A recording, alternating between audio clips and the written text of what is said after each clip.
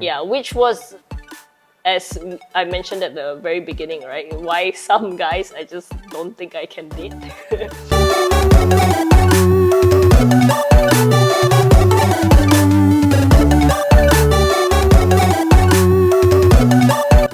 Hi, my name is Eddryll, And my name is Yan Ping. and this is the Theology podcast. Okay, so Yan Ping, I have a question to ask my wife. Before we were married, do you were there any good Christians that you think you were attracted to? Like good Christian guys. Yeah, good Christian guys. And then you end up with me, but how come you didn't end up with them? Yeah. Yeah, definitely there were a lot of good Christian guys around. But I think there were one or two that I do remember thinking, you're a really good Christian guy, but I don't think I would be able to spend the rest of my life living with you, mainly because of theological differences. Which is a very interesting question, which is I think something that we want to express and expound on today from our point of view. And the question is, does theology matter in searching for a partner? Yeah, and we are coming from a position that the answer is yes, it matters, but with a certain clear parameter and caveat that we will explain. And yeah. also to say it's not a deal breaker. It is not. There are many couples that I've seen with different denominations and they work through their differences. Yeah, I think we know of one where she's a Brethren and the guy is a Pentecostal, and she asked, "Can you explain to me more about tongues?" And he's like, "Oh, and hence It's like, why can't you? why can't you explain? Even if you explain, I still cannot accept it. But they're happily married, right? So what we're gonna probably explain more is how it matters. I Yeah. think that's something that's important bit to cover. Since it's not a deal breaker, but why do you still need to listen to this lah? Yeah, and I think on that note, it is a similar conversation to have if you are, for example, dating someone who is of a different faith, and even if you are both non-Christians, you're both of a different religion. I think it still applies in terms of what are the things that matter in terms of how you view God. Yeah. So why don't you kick us off? Yeah, maybe we start first by explaining what are some theological differences or denominations at least. Like if you're in a Christian circle, you might have heard of the word denominations, but if you haven't, what is in a nutshell denominations? Okay, I'll try. Nutshell. If not, go Google. Yeah, so denominations are where we call different sects of Christianity, but they by different sects doesn't mean they are in competition with one another. Denominations most likely arise, if you look at your church history, out of a lot of mistakes, but also out of a conviction of how they understand certain key theologies in how the church is run. How they view the roles of men and women, how they view baptism, how they view worship. All these little things that has caused different convictions to break out into different denominations by what we see today. And there are like hundreds of thousands of different types of denomination when you actually Google it online. But at least for the Malaysians, you get key ones. There's a Methodist, the SIB, Presbyterian, Anglican, independent churches, charismatic, AOG, Assembly of God. correct. Yeah, but ultimately, as a Christian, you still hold what we call primary doctrines. So you still hold, for example, that Jesus is God, and you hold that the only way to salvation is through believing that Jesus came and died for your sins. And all the churches believe that. Yeah, but where the differences lies in denominations is what we call secondary doctrines, which some of the examples were what Eddryll listed just now. Yeah. So enough of that. So now, how does all this theology matter in how you choose? So on the tablet right there, what's the first point that we're gonna approach? Yeah. So one thing that we talked about quite extensively is that it affects how you make life decisions. And so it's not like all the small kind of decisions, what should we eat today kind of thing, right? But very crucial major life decisions, because how you make those life decisions is usually how you view God's will upon your life. And how you view God's will upon your life usually is affected by how you believe God speaks to you.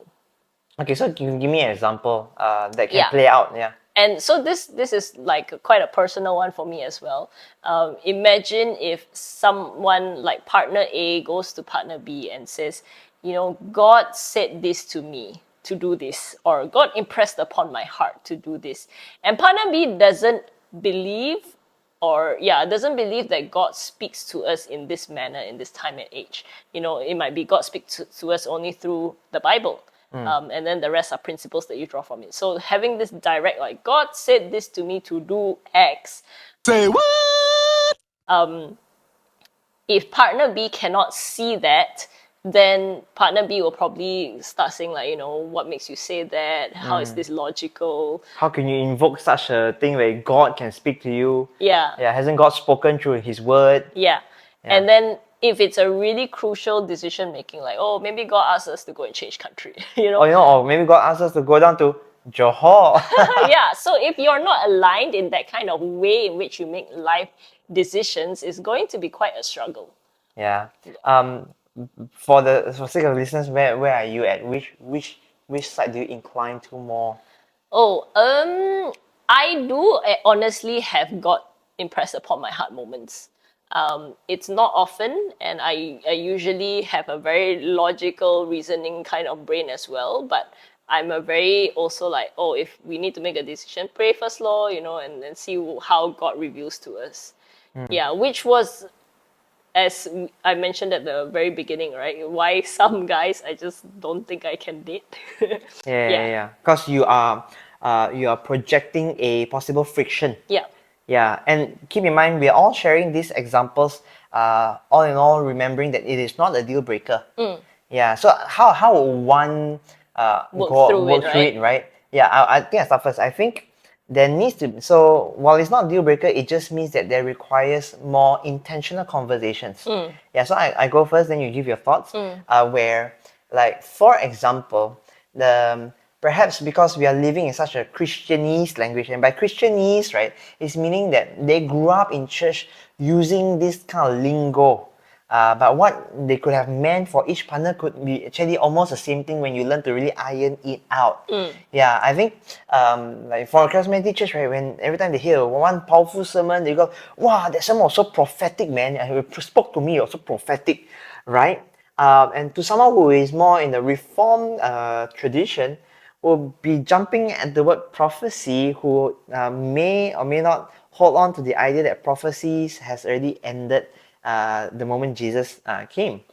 And they might be okay if you say that was a really biblical Correct. sermon. Yeah, so what I have come to realize, and I dig some who says that sermon was very prophetic, they are trying to say that the word spoke to them, okay? It was a good sermon. And usually good sermons are based on the Bible, which is biblical. So I think when that happens, right, I think for those couples who are in that season, in that tension, is to learn to clarify first the meaning by which they use that word. The phrasing. So some might say, thus saith the Lord. But some will be like, I think it is wise if we did this. Correct. Yeah. Correct. You got anything else to add? I have a few more. I think ultimately, especially with regards to decision making as a couple, if you have very different ways of how God impresses upon your heart, right?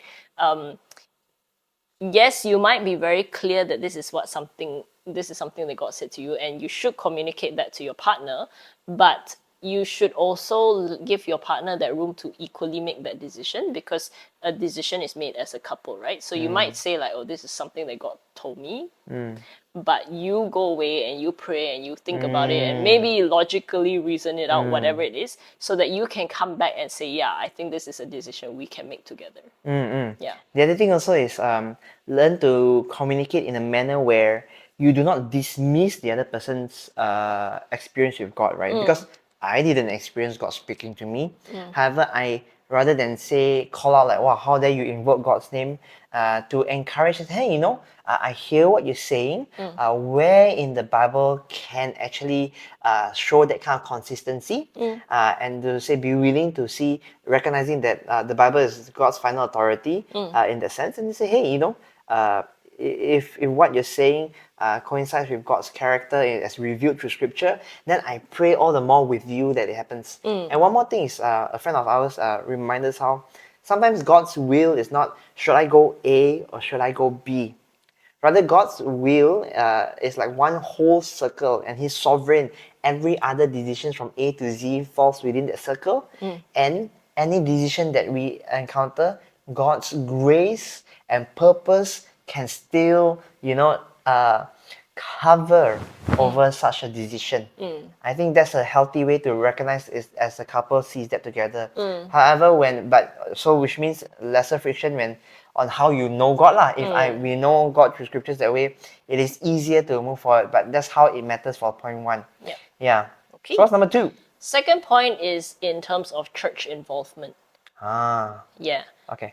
So examples that I can think of is, for example, how much do you allow church members or church leaders especially to speak into your lives, giving advice or even rebuking you, dictating certain things. Yeah. Yeah, so I cannot so actually it really differs, right? So some grew up understanding that their pastor has a lot of say in their lives, and some will say only on spiritual aspects. And the line is very debatable. It depends on the amount of trust that the pastor has established. Yeah. And sometimes traditions as well. Correct. Yeah. Do you have any examples that you came to mind?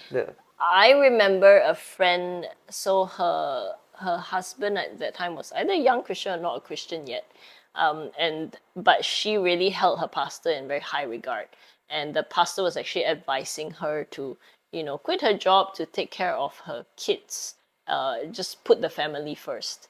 So I never spoke to the husband about that decision, and I think ultimately it was one that united the family for that season. But I do wonder from the husband's point of view, or even someone like that, how would you view if another authority came in to give this kind of advice in your marriage? Yeah. I think the other one thing that comes to mind is also the idea of church membership. Some church memberships are very loose, and some see church membership as very important to be part. And it always boils down to how legalistic the way it sounds. So some will see church membership as very legalistic. Other churches are very liberal with how they welcome you. They just come, just serve. Others like, oh, you want to serve, make sure you become a member first.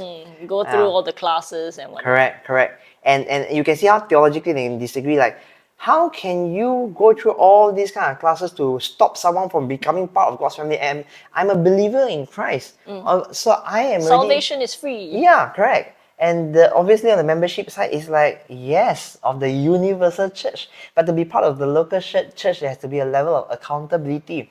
So you can see how that kind of mentality would have already created different cultures. Yeah. One more if you grew up since young in that sense. So just be aware of that. Yeah.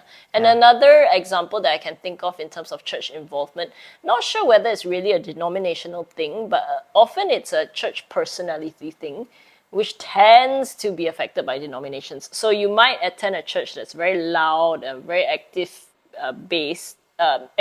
based. Yeah, and then maybe your partner comes from a background that's more introspective, more quiet and reflective. So then when you get married and maybe one joins the other's church, right? And you integrate in their community and you hang out so much, but it's just not the personality or the environment that you're used to. Yeah, and it's important to consider that because I'm coming to worship God. Yeah. So when a different scene comes in, right, it may be a form of distraction. Yeah. It's not wrong, but I'm not used to it. Yeah, like how am I going to worship God in this new environment? So if it were you, how would you go about with this friction? Well, I have met quite a few friends who struggle with this. Different couples, I feel, find their way differently. Yeah. A lot of them actually just decide to leave both churches and find a third option. Yeah, suffer and be in pain together. Yeah. Yeah. I mean, for us, it was different because I think we shared this in a different episode, I think lah. But our decision was not really about denomination. Um, it was about, was there a need in the churches that we were in, and if one of us were to leave, uh, would it be an unnecessary spreading thin of serving manpower lah? Let's put it that way.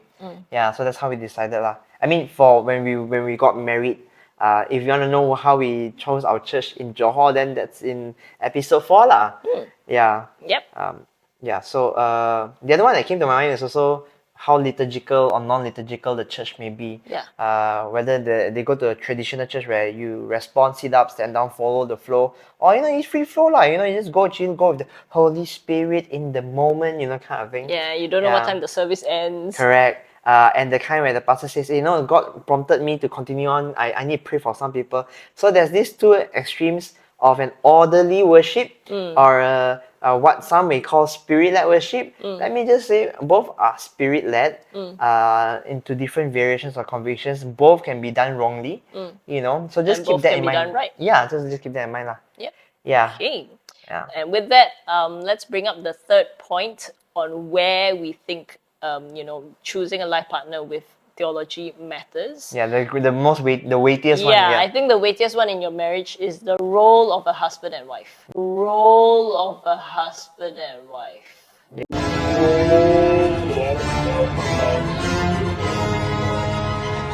Yeah, the gender roles and the expectations lah. Yeah. Yeah. So what are first quick thoughts that comes to your mind when you talk about these four? Yeah, so the classic, opposite ends of the spectrum is usually these two words called complementarianism.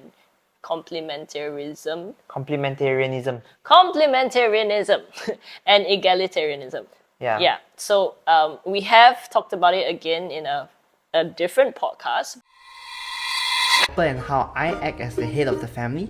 And by head of the family, I'm not saying make me a woman sandwich.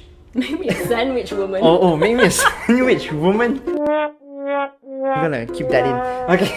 But in a nutshell, complementarianism views the husband and wife as equal but different roles. Yeah. Whereas egalitarian is equal in both standing and roles. Yeah.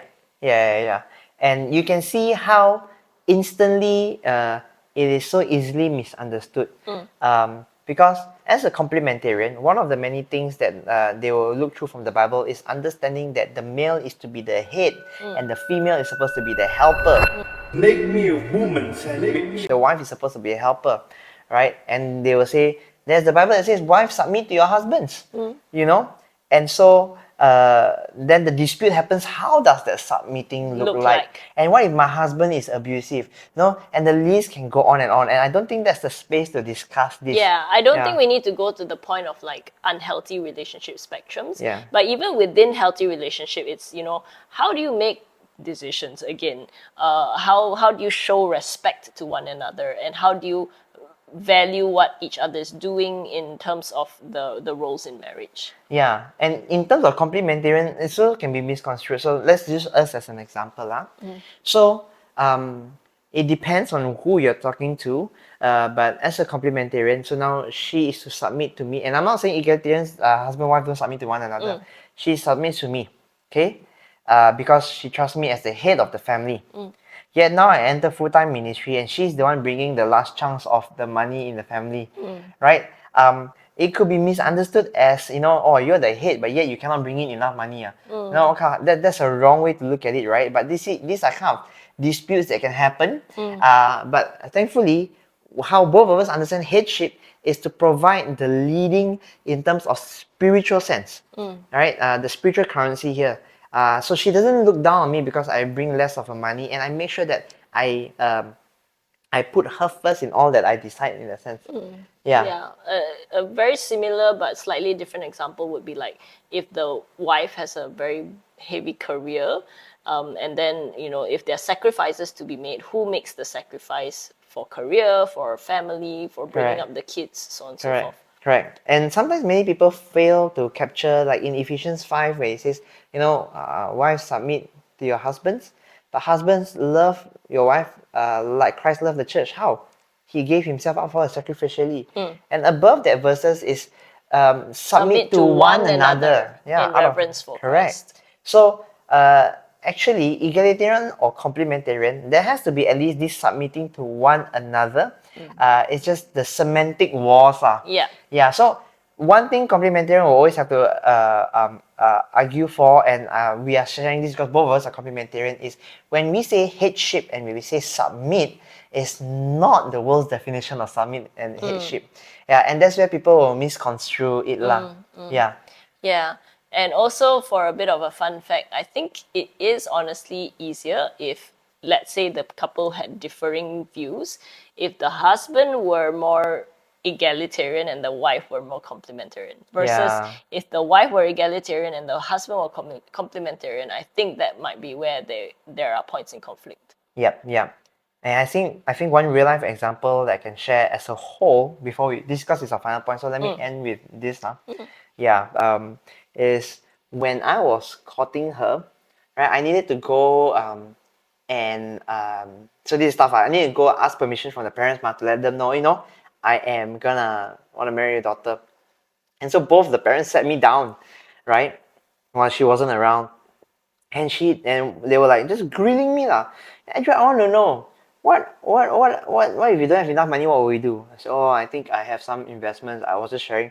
What if God calls you to full-time ministry, and then how you gonna support my wife? But how you gonna support my daughter? How you gonna take care of her? And it is a very legitimate, sensible, earnest question because I'm gonna give my daughter to you for marriage, and the daughter that I've been taking care. So I need to know whether you can take care. And it looks like if you cannot explain to me how you're gonna bring in the money, it's gonna be a challenge. And this is why I said that time I called up auntie, I said I have to see where God leads, and I trust God is our provider. I said that. Then she's like, but I don't see the money. How? So and then towards the end of the conversation, she's like, actually, Eddryll, I was just teasing you. We know as long as you trust God, we know He will see you guys through. And that was, it is so cool because had they gone the other route of like being able to provide in this very cruel world, I would have succumbed to the argument. But because they had a theology that the real economy comes from God, right? They were able to easily give their hand off to their daughter for marriage, and that's something that how theology matters. Yeah. Yeah, that's how theology. You got anything to supplement?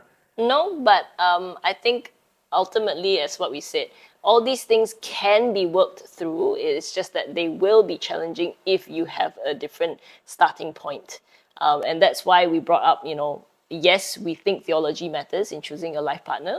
Not a deal breaker, but especially in these three different aspects, right? In life decision making, in your church involvement, and ultimately in your role as husband and wife. So here's what I would like you guys to do if you have listened all the way up to here. I would like you to comment below and share with us what are the aspects of theology you think actually matters, at least from a personal point of view, and for the community to watch and listen. And even feel free to share your story. Yes. So I guess that's it for now. This is the Theology Podcast. Till next time. Bye. Bye.